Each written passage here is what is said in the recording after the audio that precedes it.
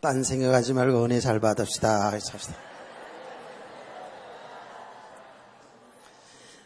제가 경험해봐서 이렇게 얘기하는 겁니다. 조금 전에 올라오기 전에 제가 기도를 계속 말씀을 묵상 기도하고 있어요. 기도하고 있는데 내 생각은 딴 생각이 자꾸 붙잡혀가지고 딴 생각에 그래서 혼자 웃으면서 기도도 그렇고 예배 드릴 때에 말씀 듣는 것도 그렇고 정말 성령께서 내 생각과 마음을 지켜주지 아니하면 은혜를 제대로 받을 수 없구나라는 생각을 했습니다. 여러분들이 늘 예배 드릴 때만 그런 경험을 많이 할 겁니다. 여러 생각이 왔다 갔다 하고 할 때가 있거든요. 그래서 기도하시면서 좀 말씀에 집중해서 말씀을 잘 들으시는 은혜가 있길 원합니다.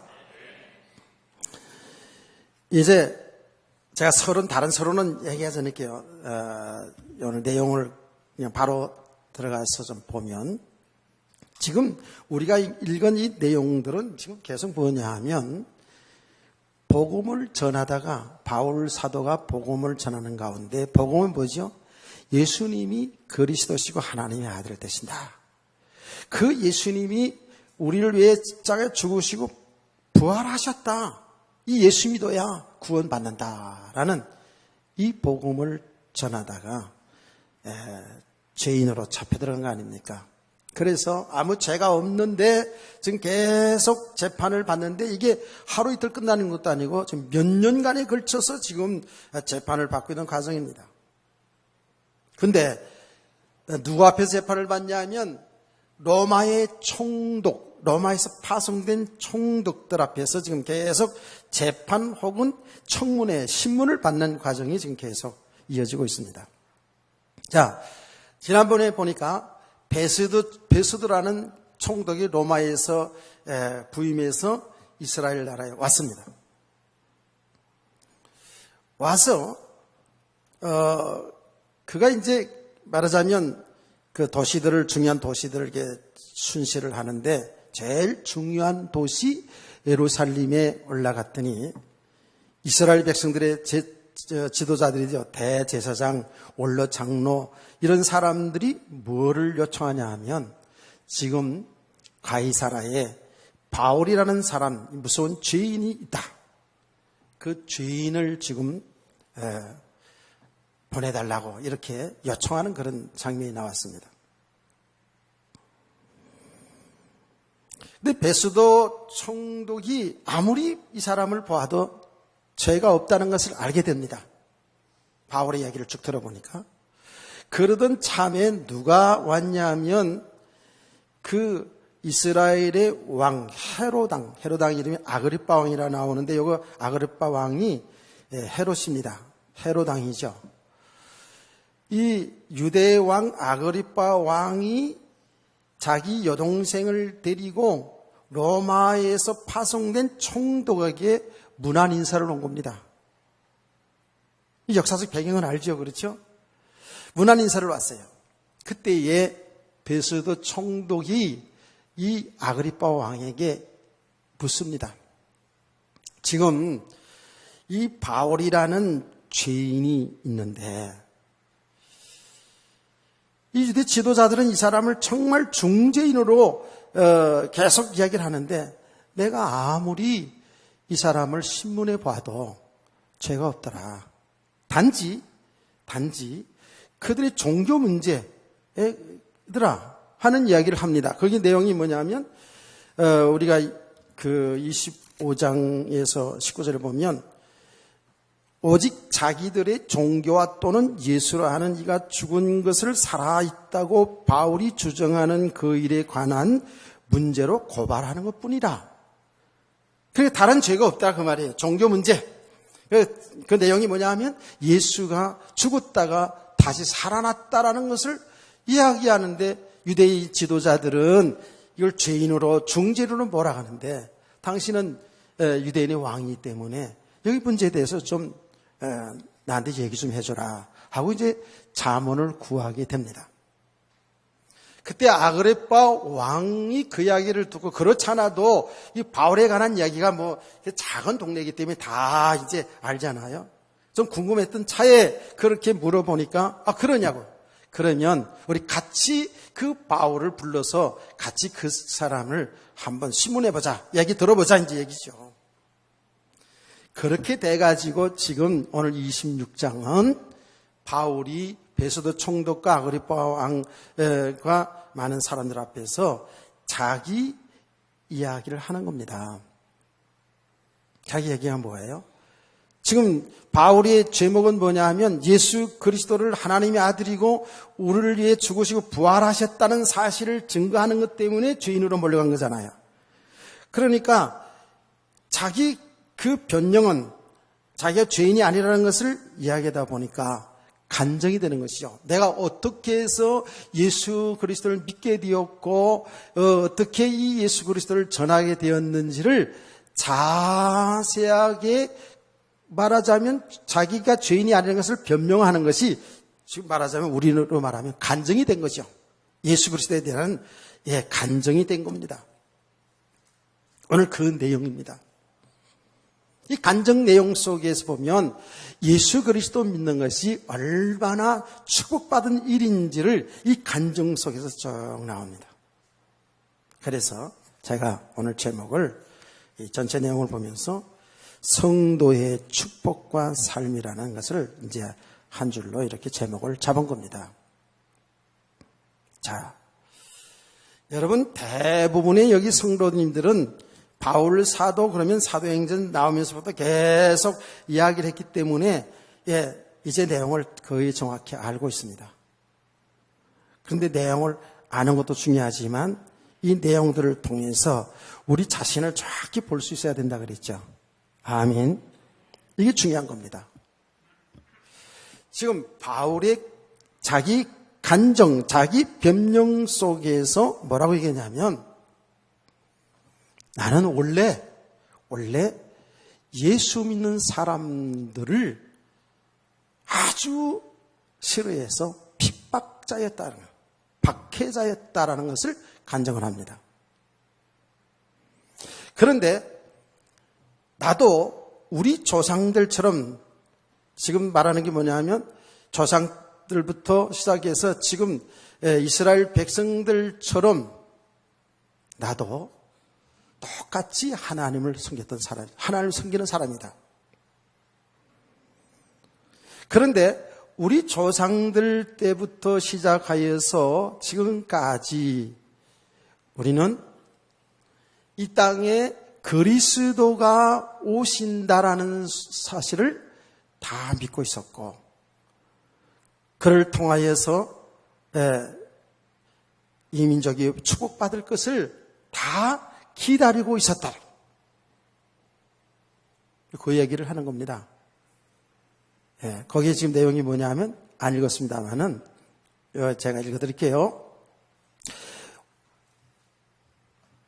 4절입니다. 내가 처음부터 내 민족과 더불어 예루살렘에서 젊었을 때 생활한 상황을 유대인들이 다 아는 바라 일찍부터 나를 알았으니 그들이 증언하려 하면 내가 우리 종교의 가장 엄한 바를 따라 바리새인의 생활을 하였다고 할 것이라.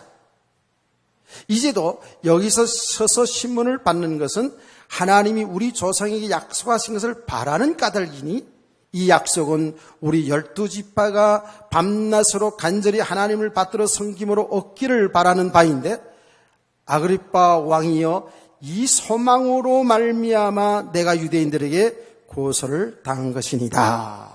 라고 이렇게 말했습니다. 이 내용이 뭐예요? 이 내용을 이야기하면 이런 겁니다. 나도 저들이 누구냐 하면 바울을 죄인으로 고발한 사람들이에요.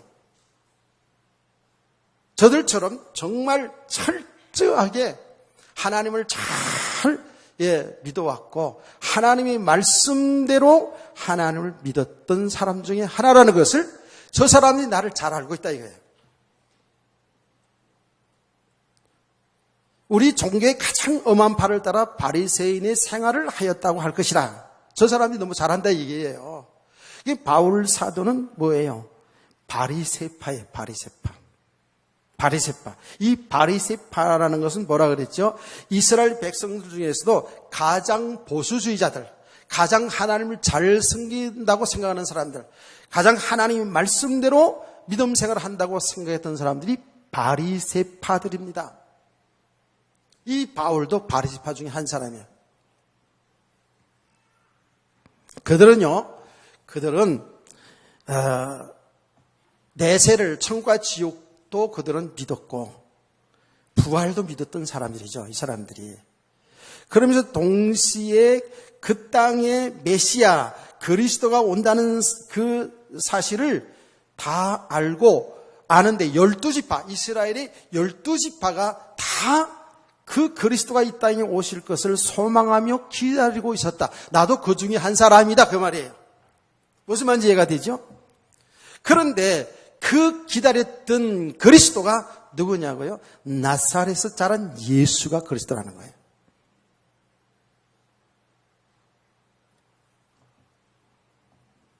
나는 이제 바울 사도 얘기입니다.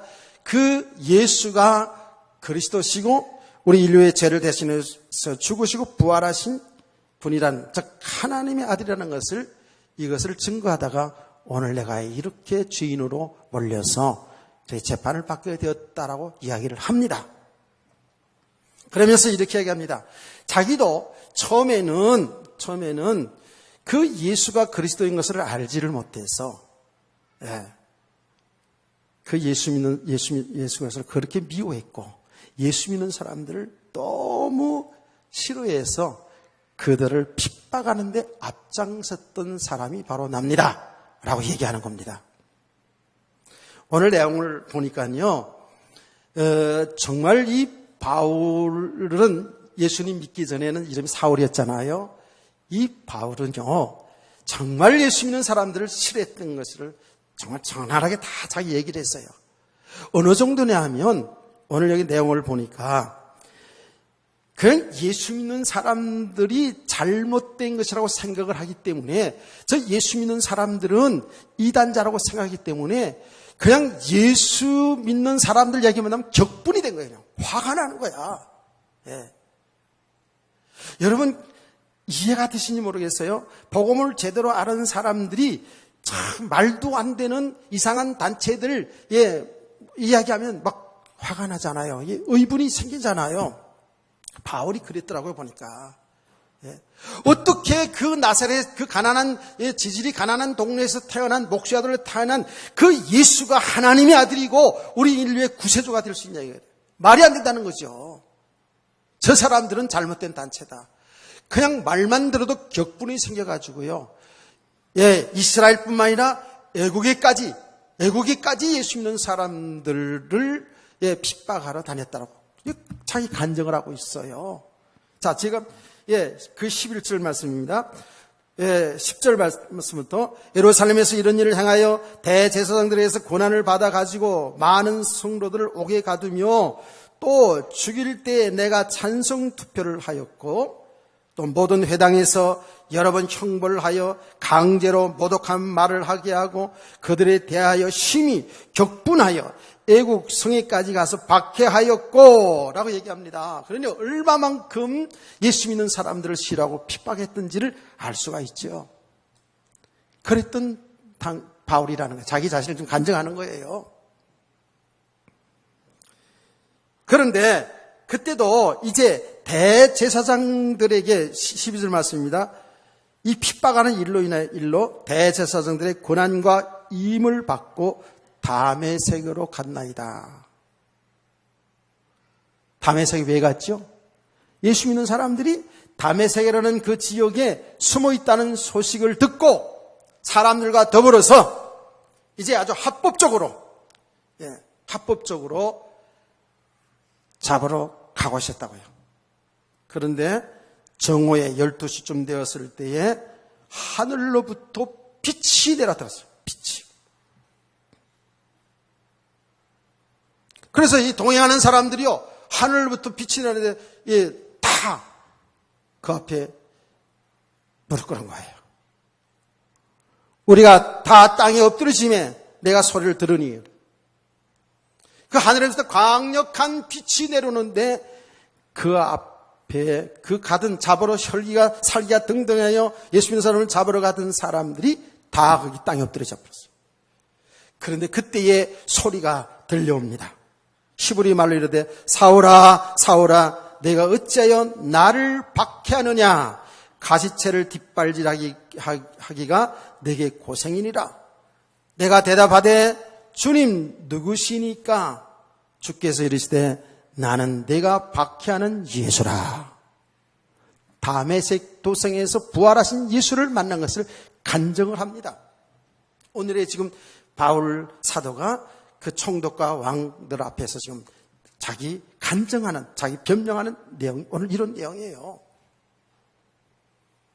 자, 여기서 우리는 이 내용들을 이미 여러분 다 아는 내용인데 중요한 것, 이들이 성경을 가지고 있었다라는 겁니다. 여기에서 우리가 우리 자신을 잘 봐야 돼요. 이 바리새인들이 그 누구보다도 하나님을 잘 믿는다고 생각했고 성경에 있는 대로 그리스도를 기다렸던 사람들이 아닙니까? 그런데 그들은 예수를 핍박하거든요. 예수를 이단자로 몰아서 핍박하고요. 나중엔 그들이 죄인으로 몰아서 신성 모독죄로 몰아가지고 십자가에 죽기까지 하는 사람들이 이 성경 가지고 있던 사람들이에요. 구약 성경이죠, 물론. 여러분요, 이 내용이 바울 사도나 이 대제사장 서기관들, 유대인들이나 이런 모든 사람들의 이 내용이 이거 옛날 한 2000년 전에 이런 이야기구나 이렇게 생각하면 안 된다 그랬죠. 이 말씀을 통해서, 이 내용을 통해서 우리 자신을 잘 볼 수 있기를 주의 이름으로 축복합니다. 아주 중요하다고요. 우리가요, 교회 속에 있다고 해서, 성경을 가지고 교회에 다닌다고 해서 다 정확하게 예수 그리스도를 알고 있는 거 아닙니다. 여기에 참 굉장히 중요한 거거든요. 제가 그래서 여러분들에게 아주 종종 얘기하지 않았습니까? 많은 사람들을 만나면서 전도하면서 목회하면서 제가 많은 사람을 보지 않았습니까? 교회를 다닙니다. 성경을 가지고 있습니다. 교회에서 중요한, 그래서 신앙생활, 교회 생활을 오래 하는 가운데에 교회에서 중요한 직분도 받습니다. 그가 교회 생활을 아주 모범적으로 잘 하기 때문에 주일날 꼬박꼬박 다 잘 나오고, 모든 생활, 예배 생활, 모든 것에 아주 모범적으로 잘 하기 때문에 교회에서 중요한 직분도 줍니다. 그런데 어느 순간에 하나님의 대적자로 딱 나오는 경우가 있어요. 어느 순간에 하나님을 떠나는, 교회를 떠난다는 것은 다른 데서도 신앙생활 할 수 있으니까 하나님을 떠나는, 신앙을 버리는 그런 사람도 제가 여러 번 만났고요. 복음을 전하는 가운데에 수십 년 동안, 아니 60평생을 모태 적부터 교회를 다녔는데 불구하고 이 복음을 얘기하니까, 그리스도가 하나님의 아들 이야기하니까 너무 화가 나가지고 저를 향해서 집어치우세요. 어떻게 예수가 그리스도 되시고 그분이 하나님이 될 수 있습니까? 라고 이렇게 항의를 하는 그런 현장도 제가 한두 번 경험한 게 아닙니다. 심각하죠. 제가 얘기하지 않았습니까? 교회 생활 수십 년 동안을 교회를 다녔는데 아주 열심히 탁심이 되어가지고 잘했는 신앙생활을 그 누구보다 잘했는데, 중요한 직분을 받았는데, 현재 무속인으로, 무당으로 살아가는 사람들 제가 한두 번 본 게 아니라 그랬잖아요. 이거 보시라고요.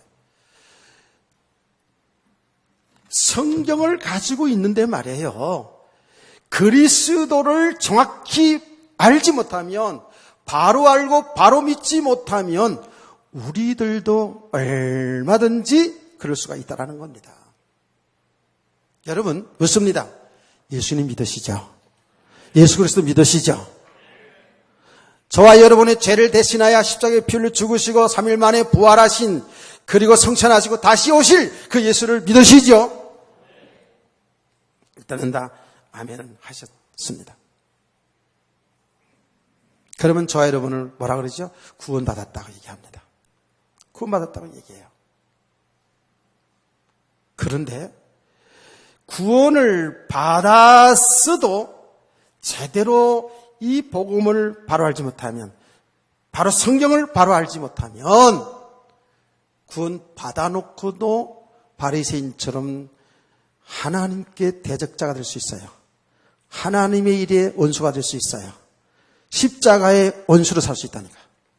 이것을 잘 보자는 거예요, 지금요. 자, 여러분, 이스라엘 백성들이 그렇게 성경을 잘 알지요. 아주 박사들이죠. 성경 박사들이죠. 그들은 성경을 엄청나게 연구하는 사람들이었거든요. 그래서 성경 말씀 보니까 조상적부터요, 이 땅에, 그 땅에 말이죠, 그리스도가 오신다는 것까지 성경을 연구해서 다 알고 있었어요. 심지어는 어느 정도 알고 있다 그랬죠? 어느 지역에서 태어날 것인가. 다시 말하면 베들레헴 땅에서 그리스도가 태어날 것까지 다 그들은 알고 있었다고요. 그렇죠? 그런데 어째서 우리가 믿는 그 예수님을 그리스도를 안 믿었을까요? 그게 복음의 오해인 겁니다. 성경의 오해인 겁니다.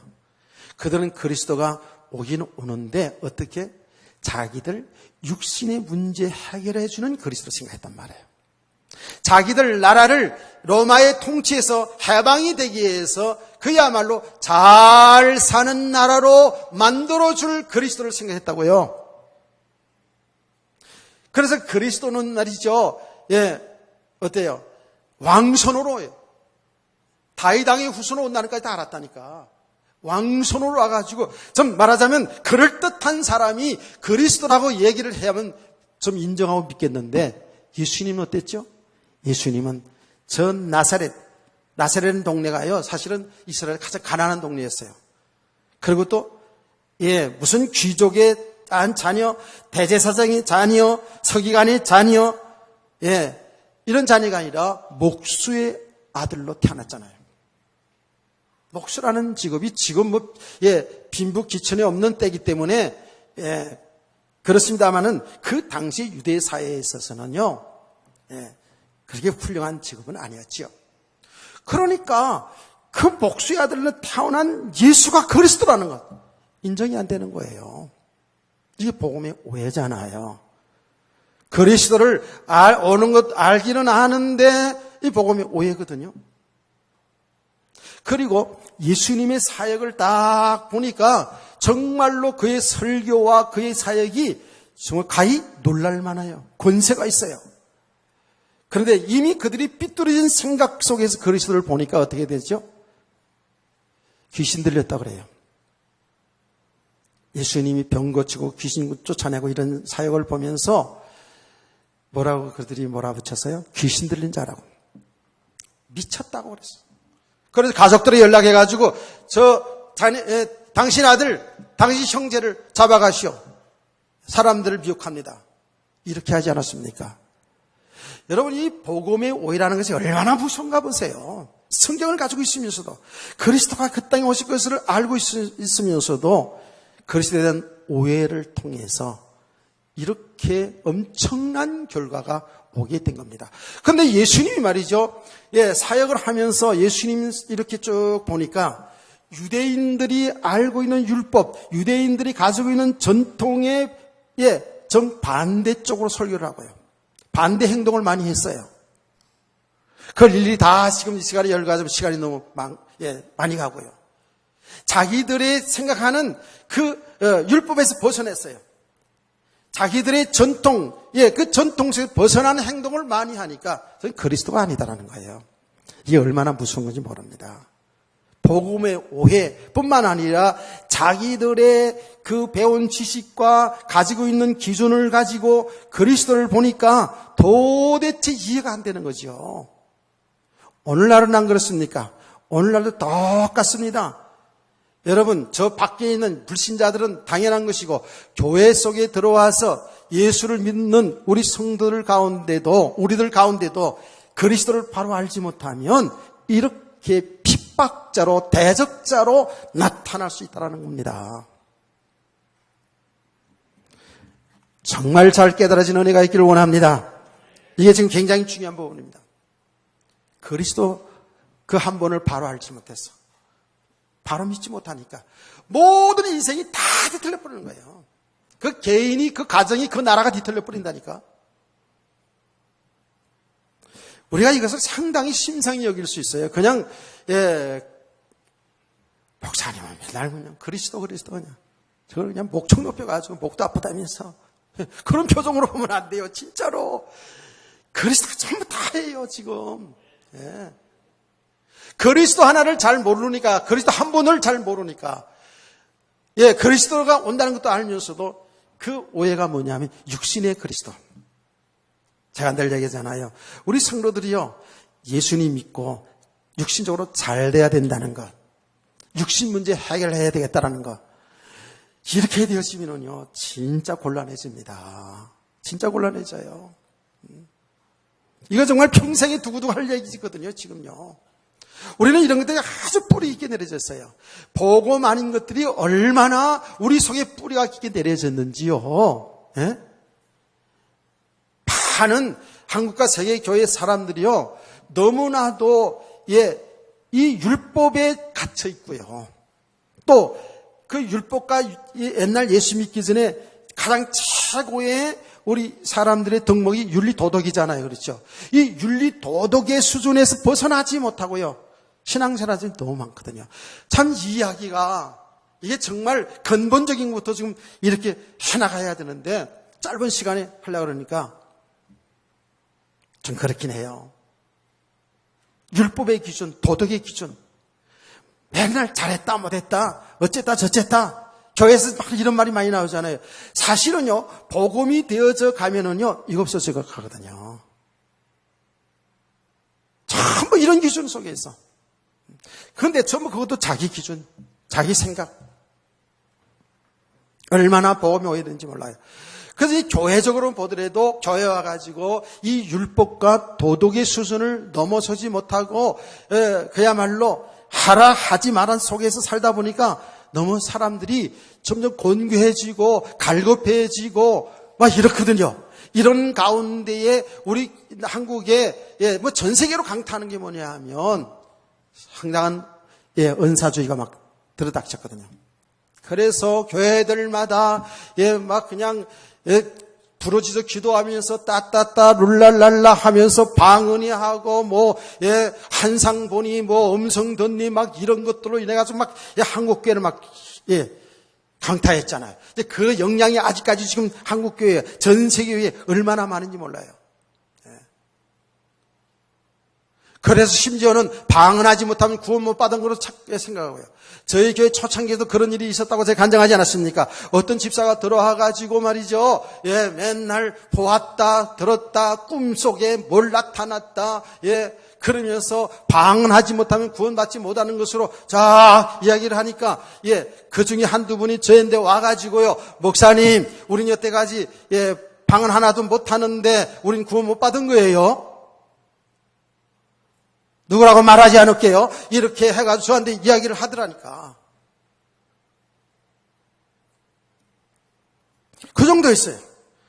어느 정도로 막 교인들 흔들어 놨냐면 막 그냥 이 은사 가지고 막 이렇게. 그래서 제가 여러분이 간증하지 않았습니까? 나중에 이 집사가 나갈 때 뭐라고 나갔다고요? 자기가 꿈속에 보니까 우리 목사님이 강단에서 주무시고 있더라는 거예요. 목사님이 강단에서 설교나 기도하고 있는 모습이 자기 꿈에서 보여야지 왜 잠을 자고 있냐 말이지. 우리 목사님은 영역이 없다고 이러면서 그러면서 자기 떠났더라고요. 내가 그래서 내가 설교 중에 뭐라 그랬다고요? 절대 주무실 때 내 꿈 꾸지 말라고. 이거 참. 실제로 제가 설교한 적에 그런 얘기를 했다니까. 내 꿈 꾸지 말라고. 여러분도 마찬가지예요. 왜 남의 신랑 꿈을 꾸냐고 글쎄. 그러면 자기 신랑 꿈을 꿔야지. 내 꿈 꾸지 말라고. 그 정도였다니까. 사람들이 너무 율법에 얘기 매어가지고요. 그게 돌파가 좀 된 거예요. 그런데다가 막 치유 역사 일어났는데 귀신이 떠나간다지 막 이런 것이 막 한국교회를 강타하니까 사람들이 말이 혼돈되고 방황이, 그때는 잘 몰랐어요. 몰랐어, 나도. 근데 지금은 이제 분명하잖아요. 여러분, 방언이 없고, 환상이 없다는 게 아닙니다. 여러분 아셔야 됩니다.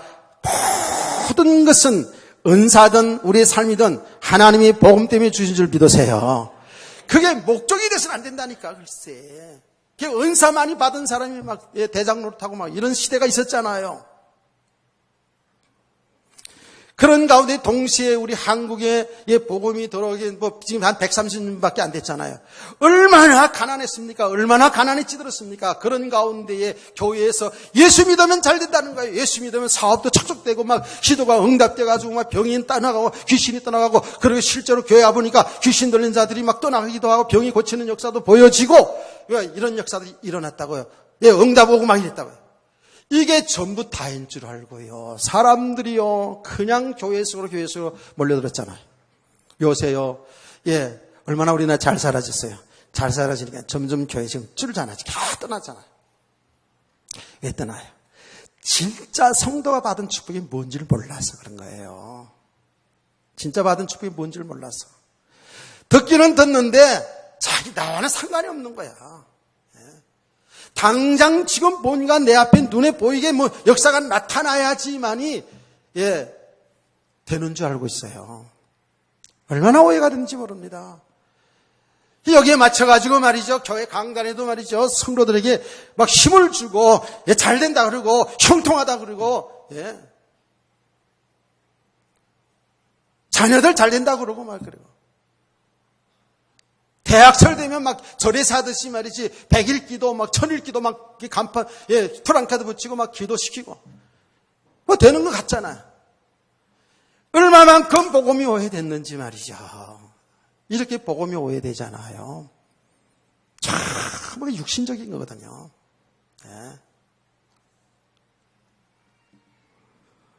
자, 여러분요, 오해될까봐 늘 항상 또 붙여서 얘기합니다. 모든 은사도 있는 것이고 여러분의 삶도 다 하나님 축복이 살아가잖아요. 그게 우리 신앙생활의 목적이 되어서는 안 됩니다. 아멘. 그 모든 걸 통해서 지금 하나님은 하나님의 계획을, 하나님이 사람 살리고 하나님 나라의 축복을 누리게 하시는 것을 지금 우리 삶을 통해서 나타내고자 하는데, 그냥 눈에 보이는 것, 여기 붙잡으려고, 이것 속에서 뭔가를 찾아보려고, 그러다 보니까 신앙생활이 계속 혼돈하는 거예요. 이렇게 복음이 오해되어지면 구원받고 나서도 육신의 삶에 매여서 정말 하나님의 세계를 못 보고요, 이 믿음의 세계를 보지 못하고요, 당장 눈앞에 보이는 것에 여기에 매여서 일생을 살다가 부끄럽게 하나님에 갈 수도 있다, 그 말이에요. 우리 성도들은 정말 잘 깨닫기를 원합니다. 아멘. 바울이 바로 그런 사람이었거든요. 그런데 다메섹 도상에서 부활하신 예수를 만나고 나니까 인생이 바뀌어져 버렸어요. 하늘에서 빛이 내려왔다고요. 그리고 주의 음성이 들려왔어요.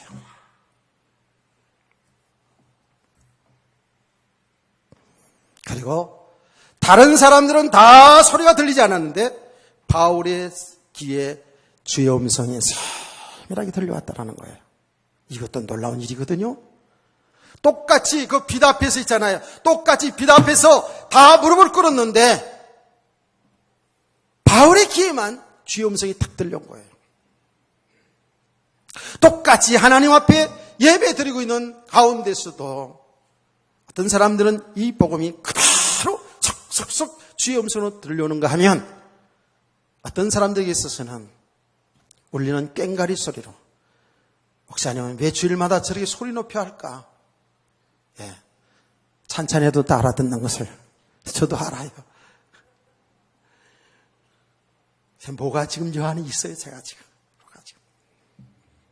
정말 우리 성도들은 이 생명의 복음을 바로 알고 이 땅의 것에 잠시 잠깐 있다가는 이 땅의 세계, 여기에 묶여 사는 인생이 아니라 하나님의 나라의 축복을 누리고 가야 될 텐데. 막 이런 생각 속에, 자, 여러분, 제가 조용히 하면, 그렇잖아도 날씨도 덥고, 졸음이 오는 판인데, 조용히 하는 것이 자장가 소리로 들릴까봐 제가 약간 소리를 높이는 것 뿐입니다. 잘 들으시길 주의 이름으로 축원합니다. 자, 여기 은혜입니다. 은혜예요. 그렇게 예수 믿는 사람들을 싫어하고 핍박했던 바울이 예수를 만나는 이 과정이 은혜라니까. 빛이 내려오고 소리가 들려졌는데 바울이 그 소리를 들으면서 부활하신 예수를 만나게 되는 것이 여기에 은혜입니다. 아, 내가 그렇게 핍박했던 그 예수가 하나님의 아들이시고 우리를 구원하실 그리스도가 되신다는 사실을 믿게 되어진 것이 하나님의 은혜입니다. 실제로 그렇잖아요. 지금 바울 사도는 살기가 등등하여 예수 믿는 사람 핍박을 가던 가운데 하나님이 빛으로 거꾸로 드리고 당신 누군가를 알려줘서 믿게 하잖아요. 여기 하나님의 은혜예요. 아멘. 아이고, 그러면 나는 이런 역사가 없었는데, 나는 이런 적이 없는데, 빛을 받아본 적도 없고, 소리를 들어본 적도 없는데, 라고 생각할 거예요. 아니에요. 저와 여러분도 똑같이 바울 사도처럼 은혜를 받은 자예요. 은혜 받은 자예요. 은혜 받지 않고는 절대로 예수 믿을 수가 없습니다. 정말입니다. 은혜 받은 자예요. 그럼 바울 사도에게 빛이 왔으니 나도 빛이 오고, 무슨 음성이 들렸어? 아니에요. 그는, 하나님은요, 우리 모든 걸 너무 잘 압니다. 여러분의 성격도 잘 알고요. 여러분의 품성도 너무 잘 알고요. 여러분의 환경도 너무 잘 알고요. 하나님은 그래서 각자를 너무 잘 알기 때문에 그 사람에게 은혜 베풀어서 구원받게 하는 것도요, 똑같이 예수 믿게 하시는데도 다르게 나타날 수 있어요. 하나님의 은혜는 똑같은데, 그리스도 믿어 구원받게 하는 똑같은데, 우리에게 나타나는 그 은혜의 방편은 다를 수 있다니까. 무슨 말인지 아시겠어요? 어떤 사람에게는 이렇게 빛으로 하여 오금이 저리게 해가지고 그런 가운데에 납작 엎드리게 해서 예수 믿게 하시게 하든지. 저 같은 경우는 어떻게 했다고요? 하나님이 제 육신의 건강을 쳐가지고, 그야말로 저는 무릎 꿇을 정도가 아니라 그냥 납작 엎드려져가지고 그때 주님을 만났잖아요. 주님이 살아계심을 체험하잖아요. 물론 저와 여러분은 이미 창세전에 그리스도 예수 안에서 우리를 선택한 하나님 백성들인데, 그 그리스도를 만나는 그 체험하고 만나는 그 순간은 각자 틀려요. 어떤 사람들은요, 이렇게 어떤 체험이 없을 수 있잖아요. 그냥 부모가 교회에 나가니까 부모 따라서 교회에 나가다 복음을 들으면서, 어느 때가 복음을 들으면서 예수 믿는 사람도 있어요. 부모의 신앙생활 하는 거 보면서 예수 믿는 사람도 있어요. 그렇죠? 그게 천국의 복이에요. 그게요. 꼭 이렇게 특별하게 말이죠.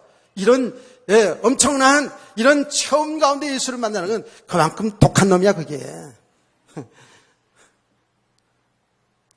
야다기를 축원합니다. 얼마나 바울 사도가 자기 기준이 강했고 얼마나 강한 사람이었어요. 그렇잖아요. 아주 그냥 율법으로 똘똘 뭉친 사람이고요. 세상권으로 똘똘 뭉친 사람이고요. 예수가 그리스도 씨알머리도 안 먹히는 사람이었어요, 바울이. 이렇게 이런 방법을 통해서 예수 믿게 하신 거예요. 그러다 보니까 저도 상당히 악하네 보니까. 말하고 보니까. 똑같은 거예요, 우리가. 편안한 가운데 무슨 일도 안 당하고 예수 믿는 사람도 있고요. 어떤 사람은 이런 일 저런 일 많이 있잖아요. 여러분요, 다 공식적으로 이야기한 내용 다 알고 있는 내용이니까 우리나라의 초대 문화부 장관한 사람이 누굽니까? 초대 문화부 장관한 사람이 누구예요? 이어령 씨 아닙니까? 그 양반은 자기 말로 지성에서 영성으로 이런 책도 쓴 사람이에요. 최고의 지성이 예수 믿게 됐다고 이제 최고의 지성이라고 자랑한 사람. 뭐 그럴 만도 해요, 이분이요. 대학 교수였잖아요. 그러면서요, 얼마나 저번에 보니까 목회자도 앞에 놓고요, 영성 훈련을 시키고 앉았더라고요, 보니까. 이야. 그 내용을 제가 쭉 읽어보니까 제가 볼 때는 사실 상당히 초보적인 수준이지만 어쨌든 예, 지성의 사람이 예수 믿고 이제 그 자체만으로도 예수 그리스도가 증거되니까. 근데 이분이 어떻게 해서 예수 믿었어요? 자기 딸 때문에 믿죠. 자기 딸. 그 딸이 누구예요?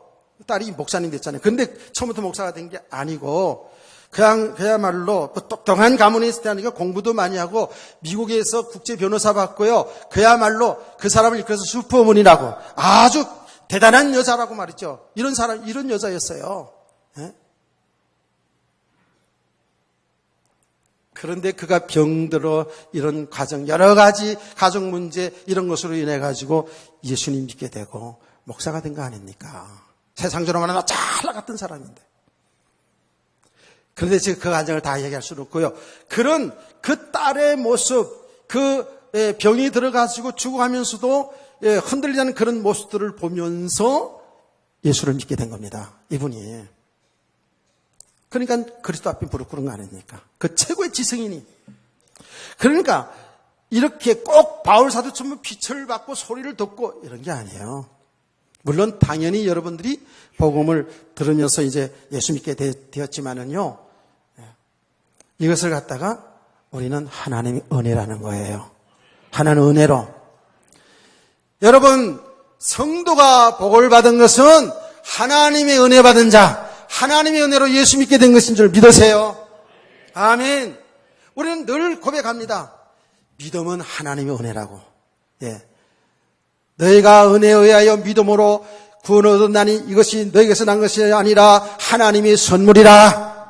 하나님의 은혜로 예수 믿게 되었습니다. 왜 그렇습니까? 하나님 떠나 있는 우리 모든 세상의 사람들은요, 영적으로 보면 죽어 있는 상태였어요. 하나님을 도저히 알 수가 없어요. 세상의 지식으로, 세상의 어떤 것을 통해서도 하나님을 만날 수가 없어요. 하나님을 알 수가 없어요. 영적으로 죽어 있는 상태. 죽었다라는 것이 뭐라고 그랬죠? 죽었다라는 것은 숨도 안 쉬는 거예요. 손도 움직일 수가 없는 거예요. 예, 눈이 아직 감겨졌어요.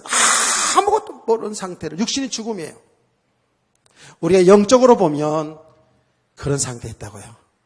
예수 믿기 전에 우리 상태가, 예, 육신은 살아서 빨빨 다니고 뭐 다 했지만 영적으로 보면 죽어 있는 상태에 있어요. 죽어 있는 사람이 스스로 살 수가 없다고요. 사는 길은 예수 믿는 건데 그 예수 믿는 것도 우리가 믿을 수가 없죠. 알 수도 없고요. 죽어 있는 상태니까. 하나님이 살려준 거예요. 하나님이 은혜 주신 거예요. 하나님 믿게 해주신 거예요. 그래서 다시 한번 묻습니다. 여러분 예수 믿으십니까? 여러분은요 엄청난 복을 받은 사람이에요. 그게 하나님 은혜로 되신 것이니까. 예. 그래서 예수 믿는 것은 배우고 못 배우고 나이가 많고 적고 상관없다니까. 하나님이 은혜를 받은 자예요. 야, 어쩌다가 이런 일이 걸려들었는지. 예. 아멘. 주님 반드시, 예, 우리를 위해 죽으시고 부활하신 그 주님은 재림하게 되어 있어요. 믿으시면 아멘. 그 구원을 완성하자. 하나님 나라를 완전한 세계에 영생하게 되어 있잖아요. 오늘 새벽에 주의 재림에 대한 말씀하면서 솔직한 심정을 얘기했어요. 나는 오늘 특별히 새벽에 왔으면 좋겠다는 거예요.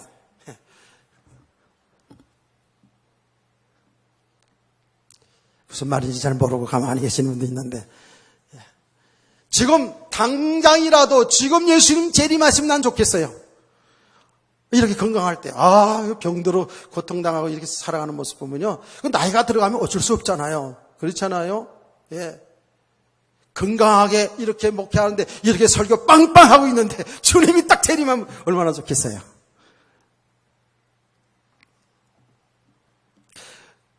우리 학생들한테는 좀 미안한 얘기지만 사실은 솔직한 심정이라니까.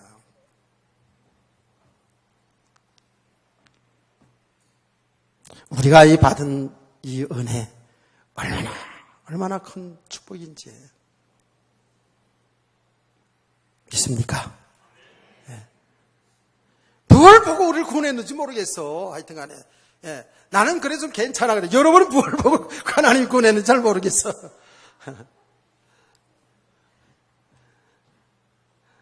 나는 비교적 괜찮은 사람이야. 근데 여러분 내가 볼 때 보니까 굉장히 그래요. 하여튼 간에. 근데 어떻게 다 구원받았는지 참. 어떻게 예수 믿게 됐는지.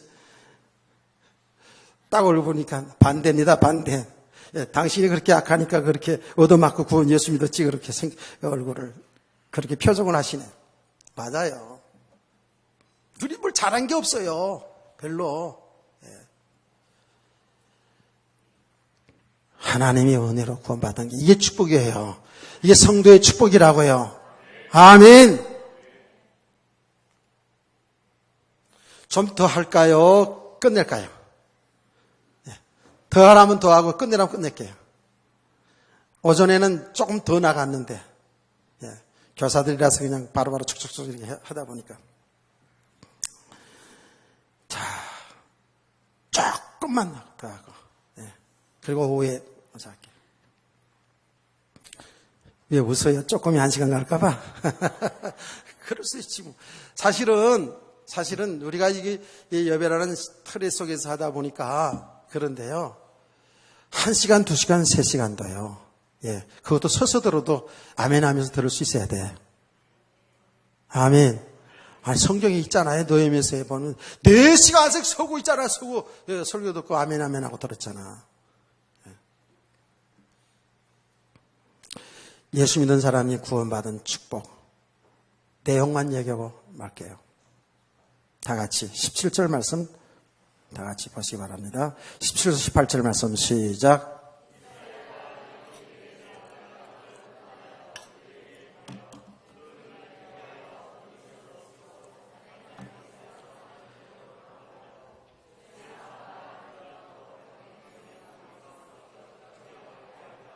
아멘. 여러분 예수 믿는 구원받은 우리들의 지금 상태가 어떤 상태인 줄 아세요? 어둠에서 빛으로 옮겨진 거예요. 어둠에서 빛으로 왔다니까. 캄캄한 어둠에서 빛으로 왔다니까. 그걸 좀 더 풀어 말하면 뭐예요? 사단의 권세에서 하나님께로 왔다는 거예요. 사단의 권세 아래 있었다니까. 이게 정말 우리가요, 예수 믿기 전에 우리의 영적 상태, 우리의 신분은 뭐예요? 사단의 권세 아래 있었어요. 사단의 종로로 타고 살았다니까. 마귀의 종로로 타고 살았다니까. 마귀가 우리의 애비 노릇했다고요. 그런데 여기에서 어떻게 해요? 빛으로 왔다는 건 뭐예요? 하나님께로 왔다는 거예요. 하나님이 빛이에요. 예수님이 빛이에요. 빛의 세계로 왔다라는 거예요. 야, 이거 정말 얼마나 놀라운 일이냐고요.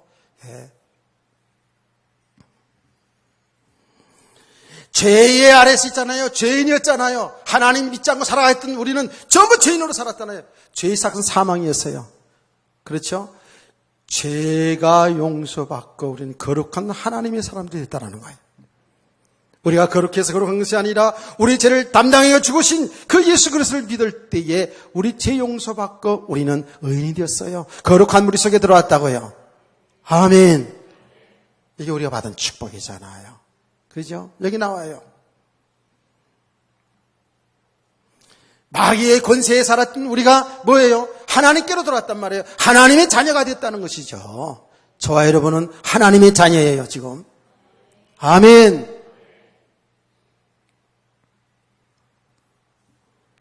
근데 우리가 살아가는 삶이요.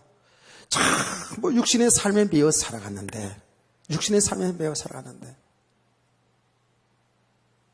어떻게 하면 그야말로 잘 되고 성공하고, 어떻게 하면, 많은 것을 가지고 살까? 엊그제 신문을 여러분 다 보셔서 뉴스 보는 거 알잖아요. 그 똑똑한 이 나라의 검사 출신 변호사가 말이죠. 그 비리를, 그 사람이 이걸 보니까 동네마다, 도시마다 그냥 집을 왜 그렇게 많이 사나. 집 한 채 두 채면 되잖아.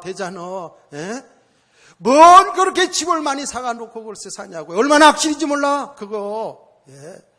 남자는 그야말로 새빵도 없어가지고 새빵 내는 것도 힘들어 죽겠는데 말이지. 월세 내는 것도 힘들어 죽겠는데. 그게 잘 나가는 사람들의 모습이에요. 근데 그게 당연하다고요. 예수 믿지 않은 사람은 당연한 거고요. 예수 믿어도요, 진짜 그리스도 예수 안에 있는 우리 축복이 얼마나 큰 것인지, 얼마나 큰 복을 받고 사는지를 이걸 모르면은요, 예수 믿지 않은 사람 믿어도 똑같아요. 안 그래요? 그냥 항상 여기에 매였어. 육신의 삶에 매였어. 여러분, 그 삶을 여러분 살지 말라는 게 아니에요. 예. 여러분, 좋은 집 살지 말라는 그 말이 아니에요. 예. 모든 삶은 육신의 여기 삶에 여기에 매여 살아가는. 이거는요, 우리 영원한 기업이 아니에요. 이건 잠시 잠깐 있다가 가는 거예요. 있다가도 없고 없다도 있는 거예요. 정함이 없는 거라고요. 아멘. 이걸 사람들이 불신자들 신자들 다 알긴 아는데 실제로 그리스도 예수 안에 있는 세계를, 그래서 예수 안에 있는 우리가 받은 축복을 모르면 이게 믿음이 안 되어지면 어쩔 수 없어요. 예수 믿어도 전부 여기 묶여 살아간다고요.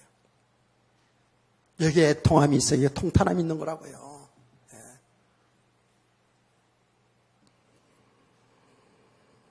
어떻게 한두 마디의 말로 지금 우리의 모습 다 드러낼 수 있겠습니까? 평생 들어야죠.